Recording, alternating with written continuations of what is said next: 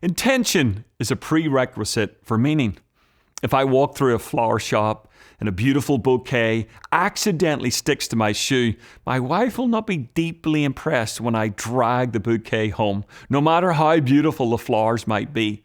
Yet if my son sees a weed that he thinks is a flower, picks it up and brings it to his mother, her heart will flutter. The weed will be placed in a jar and my son will be lavished with kisses. The difference is intention. It creates meaning. Many of us struggle with meaning in life, in part because we struggle with intention. We too often live lives without design or purpose, and the absence of intention results in a loss of value or significance. And while we search for meaning, we would be better served to search for intention.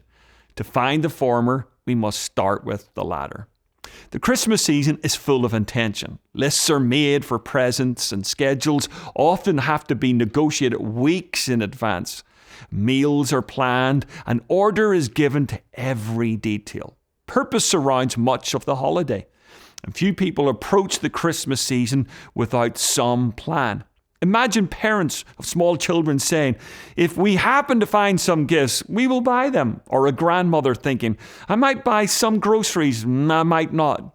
Important things deserve planning, and planning often makes things more important. And while we often live with intention for much of the holiday, there is one aspect of the season that too many people ignore. Few of us have a plan for how we will experience spiritual meaning during Christmas. The very heart of the season is left to happenstance while we plan with detail all the other aspects of the holiday. The lack of intention creates a void in meaning. And year after year, most people go through Christmas season without it having any noticeable impact on their spiritual lives. The season, which affects their checkbooks and waistlines, has no impact on their souls. But it doesn't have to be this way. Christmas has the potential to be the most meaningful time of the year. It can recharge us physically, mentally, and spiritually. It can ignite a devotion for God even amid the season's chaos. Yet it will only happen when done with intention. This is the purpose of Advent. It's a season intended to be lived on purpose. For the church calendar, Advent is the beginning of the year. It sets the tone for everything to follow. Advent is a focus on the coming of Christ. Primarily, it is a focus on his second coming, the event which is yet to happen.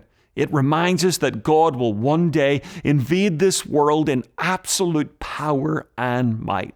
And on that day, there will be no doubt. Every question will be answered. Believers and unbelievers alike will know who God is. Yet as we anticipate the second coming of Christ, Advent also calls us to reflect on his first coming. It calls us out of the season's chaos and invites us to slow down and hear the echo of Christmas past. If we pause, we can hear the faint prophecies of the Old Testament telling us of his coming. Experience the desperation of humanity as God was silent for 400 years. Consider the emotions of Mary, Joseph, and the other characters in the story, and feel the hope, peace, joy, and love of the birth of Jesus. If we experience these days without forethought, another Christmas will pass. Our waistlines and bank accounts will be changed, but nothing else will. Meaning is found on the other side of intention. If you want the former, focus on the latter.